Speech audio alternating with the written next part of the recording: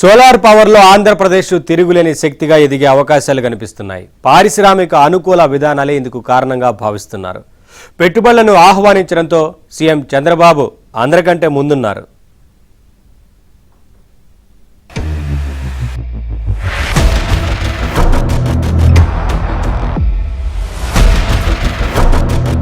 Solar రంగంలో అన్ని దారులు ఆంధ్రప్రదేశ్ వైపే పయనిస్తున్నాయి. ఆ దిశగానే మేలో రాష్ట్ర ప్రభుత్వం ప్రకటించిన ఇంటిగ్రేటెడ్ క్లీన్ ఎనర్జీ పాలసీ అమలు కూడా వేగవంతమైంది. ఈ విధానం కింద 2029 నాటికి పునరుత్పాదక ఇంధనం, విద్యుత్ నిల్వ, గ్రీన్ హైడ్రోజన్, ట్రాన్స్మిషన్ తయారీ రంగాల్లో ఏకంగా 10 లక్షల కోట్ల పెట్టుబడులను ఆకర్షించాలని రాష్ట్ర ప్రభుత్వం లక్ష్యంగా పెట్టుకుంది. ఈ రంగంలో పెట్టుబడులు పెరగడం వల్ల హరిత ఇంధన ఉత్పత్తితో పాటు ఉపాధి అవకాశాలు కూడా గణనీయంగా పెరిగే అవకాశం ఉందని అంచనా వేస్తున్నారు. 2024 అక్టోబర్లో అమల్లోకి వచ్చిన ఆంధ్రప్రదేశ్ సమగ్ర స్వచ్ఛ ఇంధన విధానం రాష్ట్రంలో హరిత ఇంధన రంగానికి కొత్త ఊపునిచ్చింది.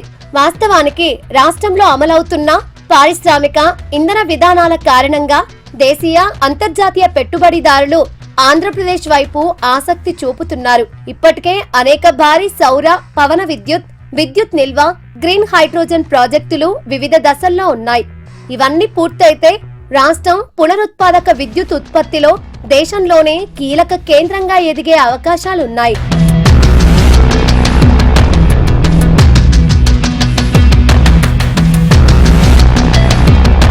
రాయలసీమను గ్రీన్ ఎనర్జీ హబ్ గా మార్చేందుకు ఏపీ సీఎం చంద్రబాబు కంకణం కట్టుకున్నారు.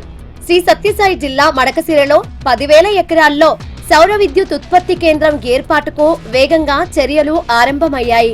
రాష్ట్రంలో తొలిసారిగా రైతుల భూములను కౌలు ప్రాతిపదికన తీసుకోవడానికి చింతా గ్రీన్ పవర్ ప్రైవేట్ లిమిటెడ్ కంపెనీకి ప్రభుత్వం అనుమతి ఇచ్చింది. తొలి దశలో 4,000 ఎకరాల్లో సౌర విద్యుత్ పలకలు ఏర్పాటు చేయడానికి ఆ సంస్థ భూ యజమానులతో సంప్రదింపులు వేగవంతం చేసింది.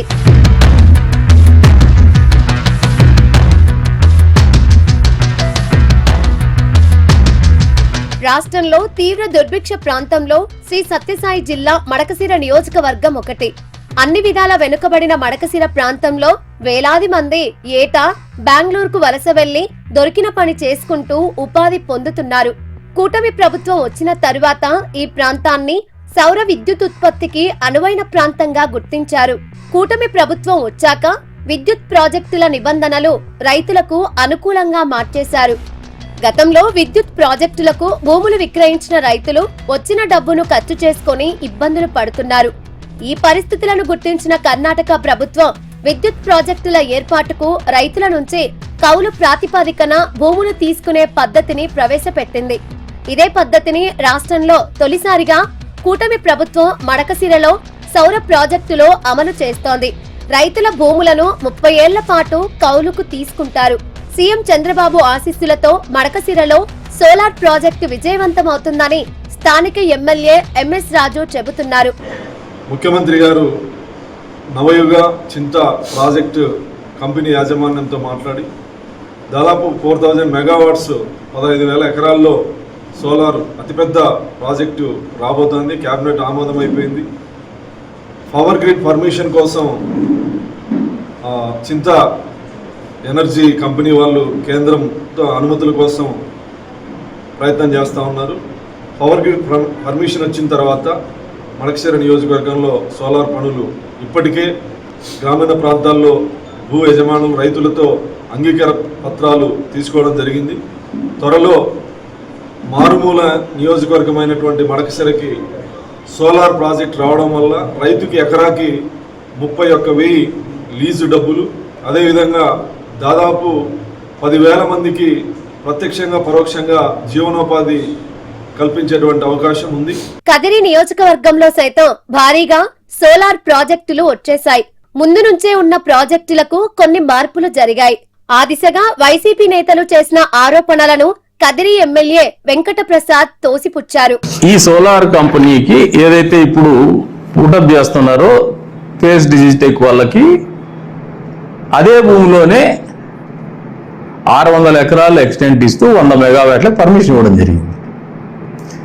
గతంలో వైఎస్ఆర్సీపీ పార్టీ ఇచ్చినటువంటి జీవో మేరకు ఏదైతే అప్పట్లో 1000 చిల్లర ఎకరాలు ఇచ్చినారో అందులో ఒక 600 ఎకరాలు. సోలార్ ఎనర్జీని గ్రామ స్థాయికి తీసుకెళ్లేందుకు ప్రభుత్వం ప్రయత్నిస్తోంది. రాష్ట్రంలోని అన్ని వ్యవసాయ విద్యుత్ కనెక్షన్లకు కేంద్ర ప్రభుత్వం కుసుమ్ పథకం కింద సోలార్ విద్యుత్ ను అందించేలా పథకాన్ని అమలు చేస్తామని ముఖ్యమంత్రి చంద్రబాబు స్వయంగా ప్రకటించారు. కేంద్రం నుంచి కుసుమ్ పథకం కింద నిధులు వచ్చినా రాకున్నా రాష్ట్ర ప్రభుత్వమే రైతులకు ఉచిత సోలార్ విద్యుత్ అందిస్తుందని చెప్పారు. ఈ నిర్ణయం వల్ల రాష్ట్రంలోని 22 లక్షల మంది రైతులకు ప్రయోజనం చేకూరుతుందన్నారు. రాష్ట్రంలోని ప్రతి పంపు సెట్టుకు సోలార్ ప్యానెల్ అమర్చడం ద్వారా పగటిపూటే సౌర విద్యుత్ అందుతుంది. ఈ విధానంతో ఉచిత విద్యుత్ పథకం అమలు సరళీకృతం అవుతుంది. రాష్ట్రానికి కావలసినన్ని నిధులు కేంద్రం నుంచి రాకున్నా సౌర ప్యానెళ్ల ఏర్పాటుకయ్యే ఖర్చును రాష్ట్ర ప్రభుత్వమే భరిస్తుందని సీఎం చెప్పారు. ప్రభుత్వ కార్యాలయాలు, విద్యా సంస్థలకు సౌర విద్యుత్ ఏర్పాటు చేయాలని అధికారులకు ముఖ్యమంత్రి చంద్రబాబు ఆదేశాలిచ్చారు. ప్రభుత్వ కార్యాలయాలు విద్యుత్ బిల్లులు చెల్లించడంలో జాప్యం జరుగుతోందని చెప్పారు. బిల్లుల చెల్లింపులు సక్రమంగా జరగకపోవడంతో సమస్యలు వస్తున్నాయన్నారు. దీనిని నివారించేందుకు ప్రభుత్వ కార్యాలయాలన్నీ సౌర విద్యుత్ ఉత్పత్తికి ప్రాధాన్యం ఇవ్వాలన్నారు. ప్రభుత్వ పాఠశాలలు, కాలేజీలు కూడా సౌర విద్యుత్ కు వెళ్లడం వల్ల నెలవారీ కరెంటు బిల్లులు చెల్లించే అవసరం ఉండదన్నారు.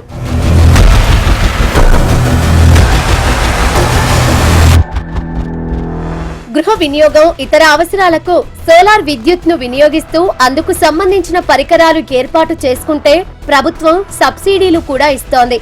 3 kV సోలార్ ప్యానెల్ పై 78,000 రూపాయల సబ్సిడీ వస్తోంది. సాధారణంగా ప్రజలు తమ ఇళ్లల్లో కూలర్లు, ఫ్యాన్లు, ఏసీలు, రిఫ్రిజిరేటర్లను వాడుతున్నారు. అదే సమయంలో పెరిగిన విద్యుత్ బిల్లుల గురించి కూడా వారు ఆందోళన చెందుతున్నారు.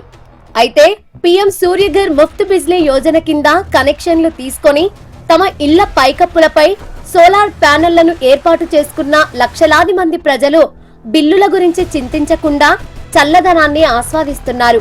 ఎందుకంటే ఈ ప్రభుత్వ పథకం కింద 300 యూనిట్ల ఉచిత విద్యుత్ లభిస్తుంది. పైగా సోలార్ ప్యానెల్ ఏర్పాటు చేసుకునేందుకు 78,000 రూపాయల సబ్సిడీ పోగా మిగతా 1,50,000, 2 లక్షల రూపాయలు కూడా బ్యాంకు లోన్ పొందే వీలుంది. ఈ క్రమంలో రూఫ్ టాప్ సోలార్ ప్యానెల్స్ ఏర్పాటులో కూడా ఆంధ్రప్రదేశ్ ముందు వరుసలో ఉంది.